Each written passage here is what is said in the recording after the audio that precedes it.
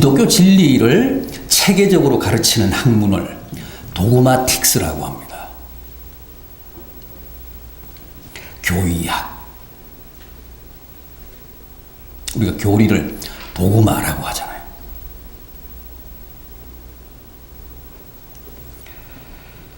그리고 그 교의학에서 가장 먼저 다루는 주제가 바로 창조론입니다.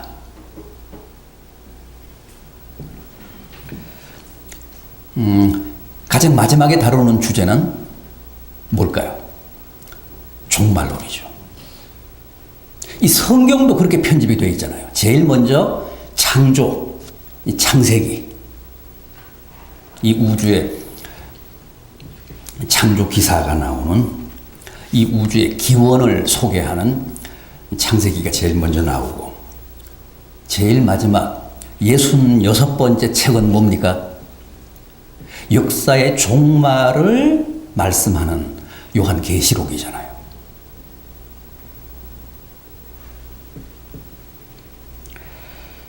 그런데 오늘은 환경주의를 맞아서 종말론이 아니라 교의학의 첫 번째 주제인 창조론을 한번 생각해 보겠습니다. 여러분, 성경이 말씀하는 창조론의 가장 기본적인 명제, 가장 고전적인 명제가 뭘까요?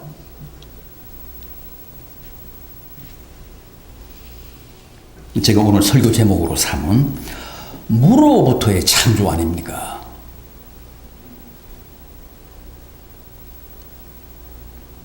이걸 라틴 말로 크레아치오 엑스 니힐로라고 합니다. 크레아치오 엑스 니힐로. 무슨 뜻입니까? 태초에 하나님이 완전한 백지 상태에서 그야말로 아무것도 없는 무에서 유를, 무에서 이 우주를 창조하셨다는 겁니다. 그게 무로부터의 창조입니다. 크레아치오 엑스 니힐로. 교회에서 가르치는, 성경이 가르치는 창조론의 가장 중요한 명제, 무로부터의 창조. 사실은 그게 바로 어거스틴이 이 창세기를 주석하면서 가르친 교리입니다.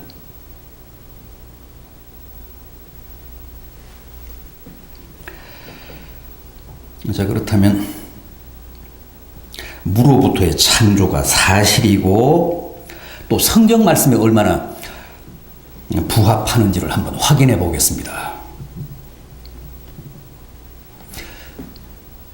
무로부터의 창조라고 하는데 그 교리가 정말 성경적으로 합당한가?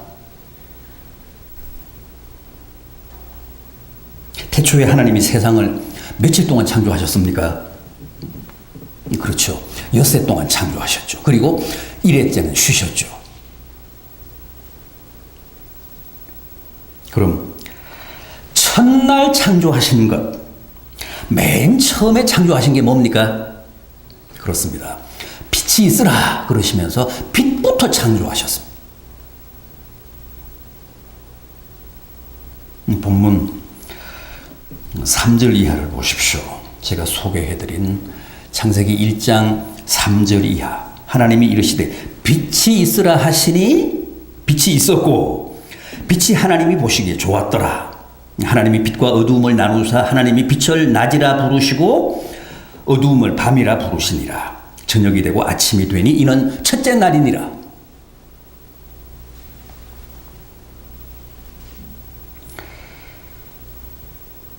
자, 태초에 하나님이 엿새 동안 세상을 창조하셨는데 맨 먼저 이렇게 빛부터 창조하셨습니다. 그렇다면 첫날 빛을 창조하시기 전에는 어떤 상태였을까요?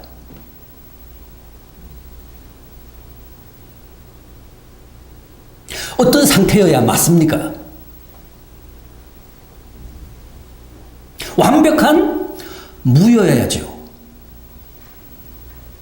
무로부터 창조고 첫째 날 맨 처음에 빛부터 창조하셨으니까 빛을 창조하시기 전에는 무여야 맞잖아요.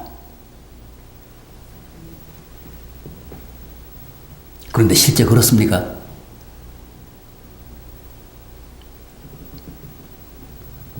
빛을 창조하신 첫날 3절 앞에 아무것도 없습니까?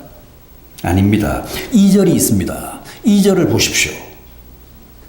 땅이 혼돈하고 공허하며 흑암이 깊음 위에 있고 하나님의 영은 수면 위에 운행하시니라.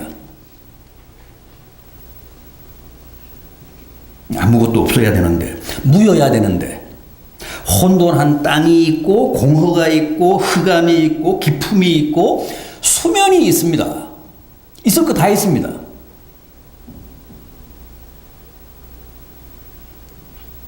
이건 뭡니까? 무가 아니잖아요. 첫째 날 빛 이전에는 허무여야 맞는데 무로부터 창조니까. 성경을 봤더니 2절이 있더라는 거 아닙니까? 2절이 있잖아요. 3절은 빛인데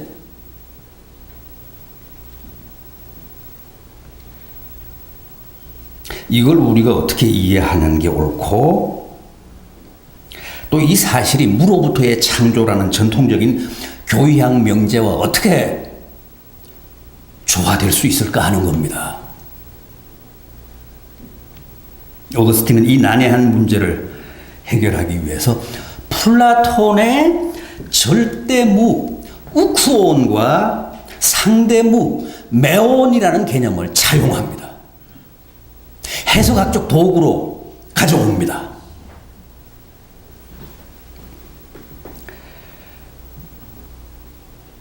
즉 하나님이 태초에 이 세상을 창조하실 때 절대 무로부터 곧장 첫날 빛으로 가신 게 아니고 어떻게 하셨다고요?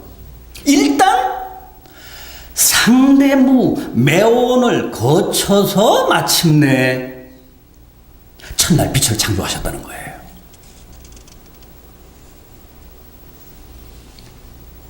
그러니까 창조의 수순, 창조의 과정을 좀 더 디테일하게 보면 이렇습니다.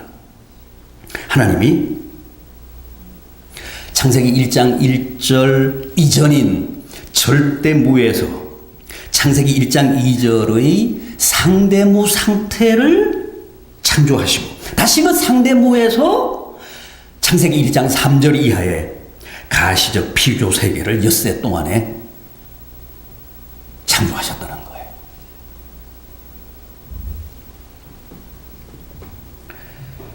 그러니까 이 창세기 1장 2절은 절대 무가 아니고 이미 하나님이 절대 무로부터 초벌로 창조하신 상대무 상태입니다.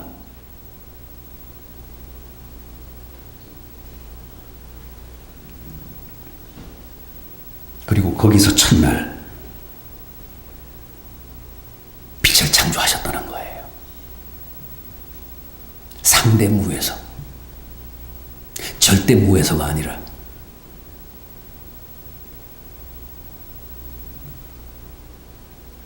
창세기 1장 1절 이전이 절대무고 그 절대무에서 하나님이 메온 상대무 상태인 창세기 1장 2절의 상태를 초벌로 만드시고 그 상대무에서 첫째 날 빛부터 엿새에 걸쳐 이 가시적인 피조 세계를 구체적으로 또 아름답게 완벽하게 창조하셨다는 겁니다. 그렇게 단계적으로 하셨다는 거예요. 절대무, 상대무, 가시적 피조 세계.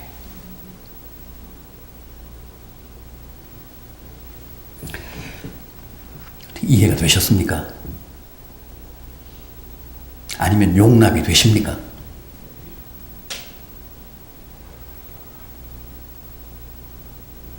이게 창세기 1장에 대한 어거스틴의 주석입니다.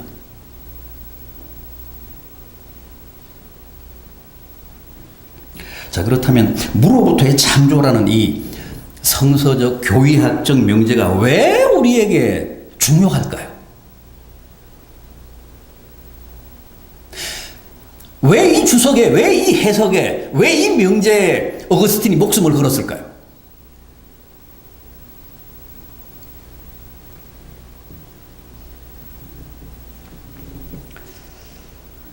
우선 하나님의 절대 주권 때문에 그렇습니다.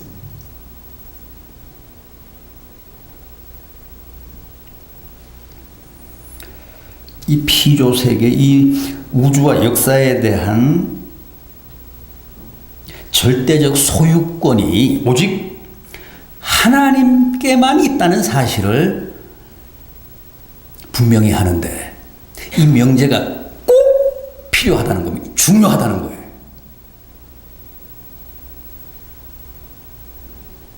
원래는 아무것도 없었는데 그야말로 우쿠원, 절대무였는데 먼지 한 톨까지도 하나님이 다 창조하셨기 때문에 우주 만물은 그게 무엇이든 전부 하나님의 것이라는 거죠.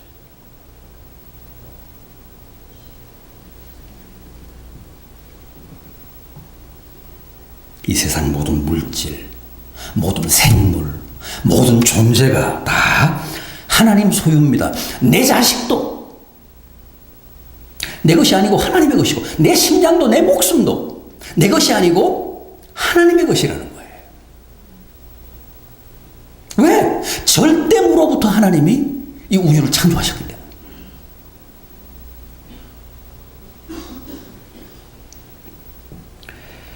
이 우주 안에 있는 모든 자연, 환경, 강, 바다, 공기 다 인간이 마음대로 할 수 있는 것이 아니고 하나님의 것입니다. 그래서 하나님의 뜻을 묻고 하나님의 명령과 지시를 받아서 우리가 관리해야 돼요. 해치면 안 돼요. 내 것이 아니니까, 하나님의 것이니까. 돌멩이 하나도, 흙 한 줌도,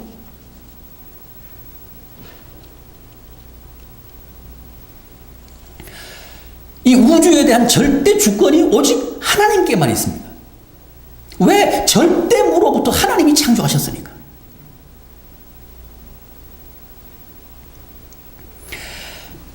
(1장 26절을) 보십시오. 이 창세기 1장 26절. 하나님이 이르시되 우리의 형상을 따라 우리의 모양대로 우리가 사람을 만들고 그들로 바다의 물고기와 하늘의 새와 가축과 온 땅과 땅에 기는 모든 것을 다스리게 하자. 28절 보십시오. 하나님이 그들에게 복을 주시며 하나님이 그들에게 이르시되 생육하고 번성하여 땅에 충만하라. 땅을 정복하라. 바다의 물고기와 하늘의 새와 땅에 움직이는 모든 생물을 다스리라. 하나님이 당신이 창조하신 자연을 인간에게 맡기시면서 다스리라, 정복하라 그러십니다.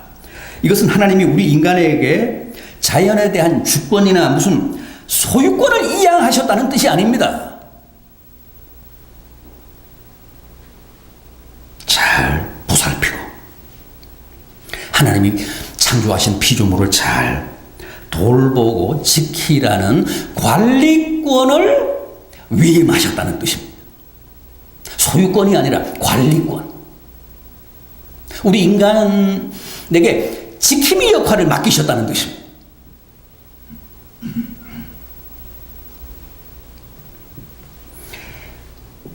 이 우주와 자연에 대한 청지기직을 우리 인간에게 위임하셨다는 말씀이에요. 우린 청지기는 종입니다. 하인들입니다.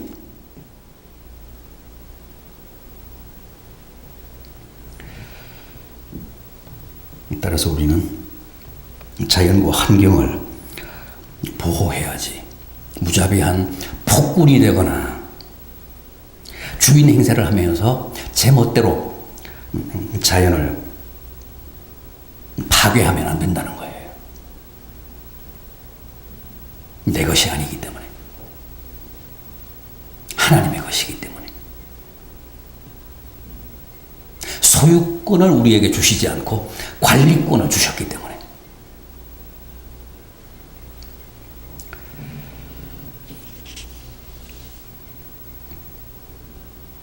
따라서 우리는 무로부터의 창조라는 명제를 통해서 이 세상 모든 만물과 존재에 대한 진정한 주권이 오직 하나님께만 있다는 사실을 깊이 깨닫고 더욱 겸허한 청지기로 신실한 종들로 살아가야 옳고 마땅하다는 겁니다. 다음으로 이 무로부터의 창조라는 명제가 중요한 이유는 인간의 원초적인 정서와 본능에 관한 문제 때문에 그렇습니다. 여러분, 사람은 천국에서 살다가 엄마 뱃속을 통해서 이 세상에 태어난 게 아닙니다. 어디서 왔다고요? 우리가 다 어디서 왔습니까? 허무에서 왔습니다. 무에서 왔습니다. 절대 무에서 왔습니다. 윤회설을 믿는 불교나 무슨 힌두교 같은 데서는 당연히 무가 아니라 전생에서 왔죠. 전생에서 오는 겁니다. 그들은 마치 수레바퀴가 돌듯이 모든 중생이 삼계 육도를 끊임없이 윤회한다고 믿습니다. 사람으로 태어났다가 다시 벌레가 될 수도 있습니다. 또 짐승으로 있다가 다시 사람으로 태어날 수도 있습니다. 하여간 그 업보에 따라서 돌고 도는 게 중생입니다. 그런데 우리 기독교는 아닙니다. 기독교는 전생이 아니라 절대 무에서 왔다고 합니다.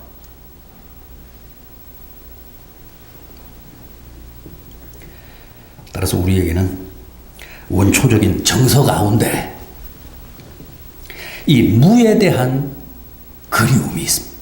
무에 대한 막연한 향수가 있습니다. 허무에 대한 동경이 있습니다. 연엄한 모천에 대한 회귀 본능이 있는 게 아닙니다. 코끼리만 자기가 태어난 자리에 대한 귀소 본능이 있는 게 아닙니다. 사람에게도 고향에 대한 원적지에 대한 강렬한 향수가 있습니다. 우리가 다 고향 그리워하잖아요.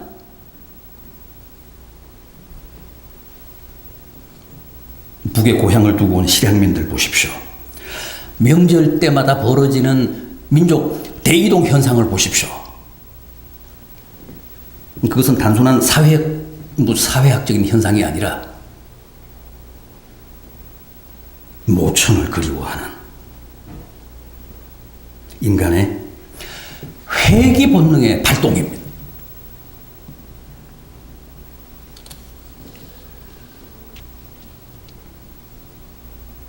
여러분, 불안이 뭐라고 했습니까? 인간에게는 다 불안이라고 하는 심리학적 정서가 있는데, 불안은 두려움이 아닙니다. 불안이 정말 무서운 이유는 두려움이 아니라는 것 때문에 그렇습니다. 두려움은 물리적인 개념이잖아요. 두려움은 일정한 대상이 있잖아요. 그래서 그 대상만 제거하면 두려움 자체가 해소가 됩니다. 그런데 불안은 아닙니다. 불안은 그런 게 아닙니다.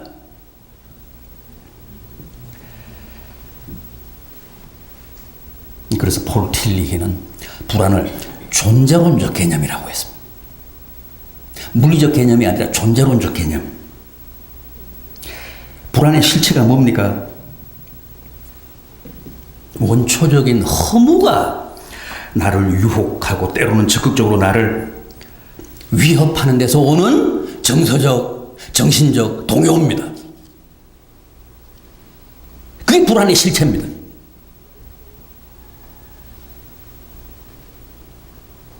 불안의 주범은 허무입니다. 우리는 허무에서 왔기 때문에 허무에 대한 동경이나 그리움뿐만 아니라 때로 허무의 유혹과 위협에도 시달립니다. 그래서 불안하고 그 불안이 만성화되면 우울증이라는 병증이 되고 그 우울증에서 결국 벗어나지 못하면 허무에 투신하게 되는데 그게 자살입니다.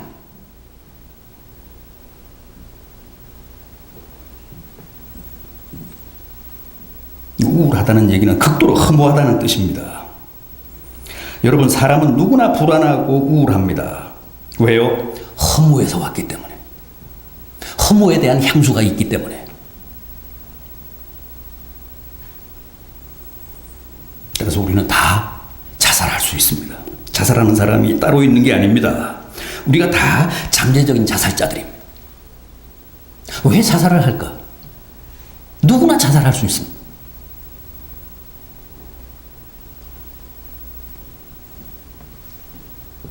견딜 수 없는 불안에 시달리고 그게 우울증이 되면 누구나 자살할 수 있습니다.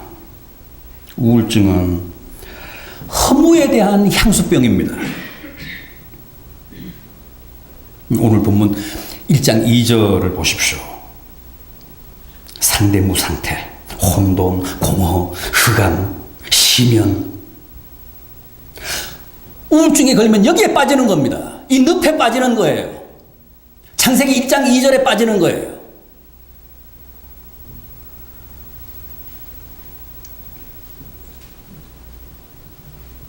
그래서 불안이나 우울증이 가장 무섭습니다. 우리나라는 아직도 자살률이 OECD 회원국 가운데서 압도적인 1위입니다. 그냥 1위가 아니에요. 압도적인 1위예요. 15년이 넘었습니다. 벌써.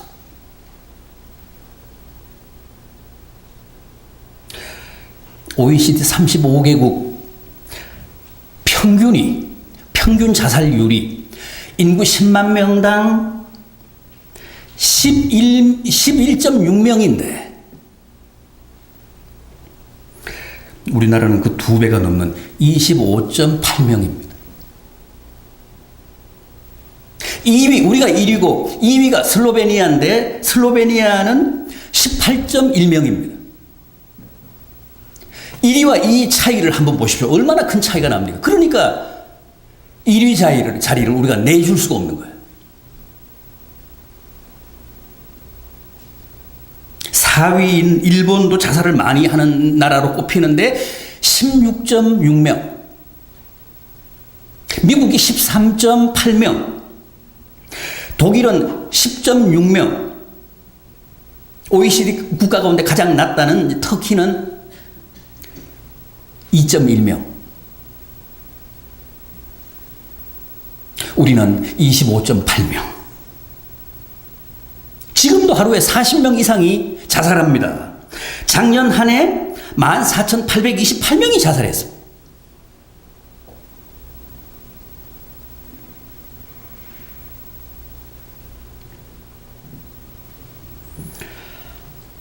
아마 앞으로도 1위 자리 못 내줄 거래요. 10년 이내는 불가능합니다.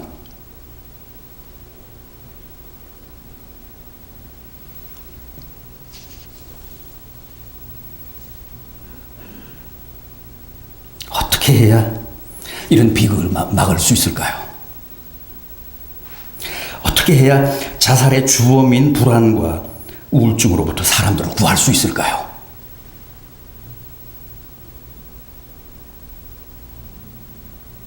사람들에게는 허무에 대한 원초적인 향수와 욕구뿐만 아니라 태초에 허무로부터 나를 지으신 아버지 하나님에 대한 원초적인 그리움도 있습니다.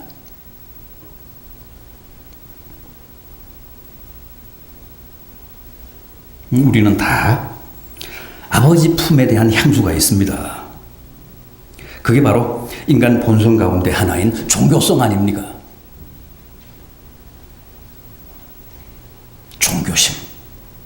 종교심 없는 사람은 없잖아요. 미개한 원시인으로부터 고등한 현대에 이르기까지 사람들에게는 다 종교심이 있습니다. 무신론자는 없습니다. 다 그 사람 나름대로 뭔가를 믿고 있습니다. 왜냐하면 그게 인간의 본성이에요. 종교성이라는 거, 종교심이라는 거. 태초에 하나님으로부터 지음을 받았기 때문에 그 하나님에 대한 향수, 그리움이 있어요.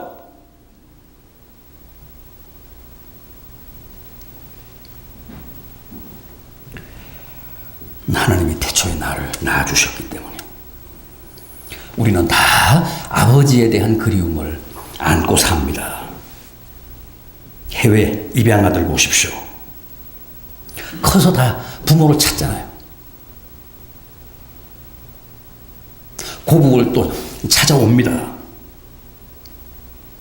부모에 대한 원초적인 그리움 때문에 그렇습니다. 미신, 우상은 다 아버지를 찾다가 사이비, 가짜, 짝퉁을 만난 케이스입니다.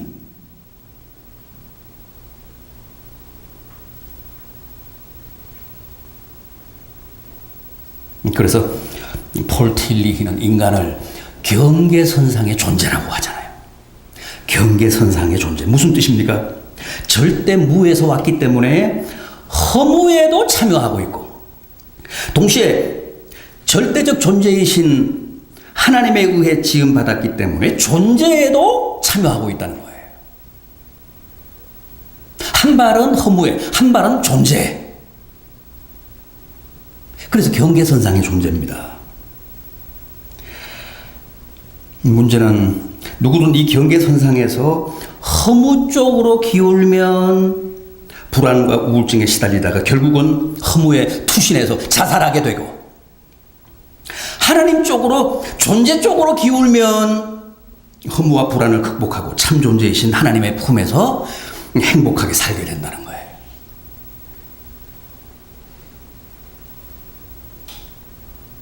어거스틴은 그의 고백록 콤페시오네스의 그 1장에서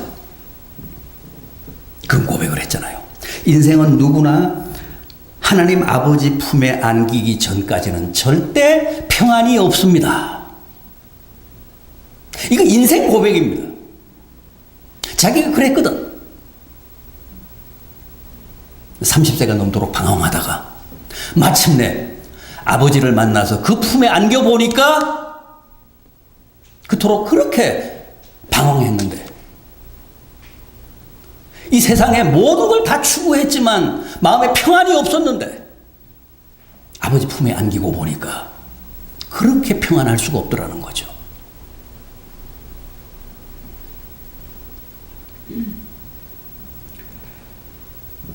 인간의 허무와 불안과 우울증이란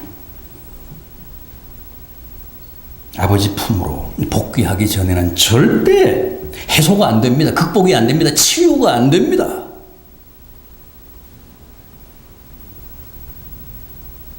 불안은 존재론적 병입니다.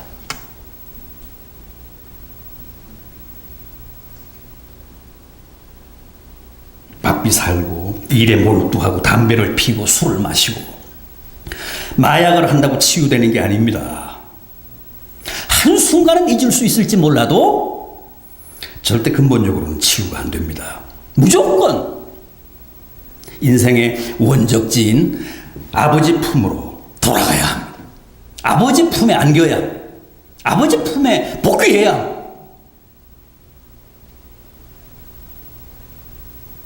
그게 우울증에 대한 처방이고 근본적인 자살 방지책이고,